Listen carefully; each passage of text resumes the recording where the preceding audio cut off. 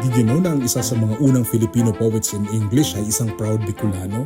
Meet Luis G. Dato, born on July 4, 1906 sa Baaw, Camarines Sur. At just 20 years old, he published Manila, a collection of verse, one of the first poetry books in English by a Filipino. Batang-bata pero already making literary history. His most famous piece, The Spouse, full of drama, love, and lyrical power, still required reading hanggang ngayon. But wait, hindi lang siya poet. Dato was also a teacher, historian, and a translator. He even translated Rizal's Mi Ultimo Adios into English verse, connecting our national hero's words to a new generation. He was also a proud member of Academian Bikol, a group dedicated to preserving and promoting Bicol language and culture.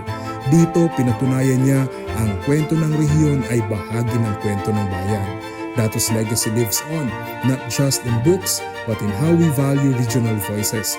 He showed us that being Bicolano is not just a background, it's a powerful identity. Luis G. Dato, poet, professor, Bicolano, Filipino, a true pioneer and cultural hero, a legend.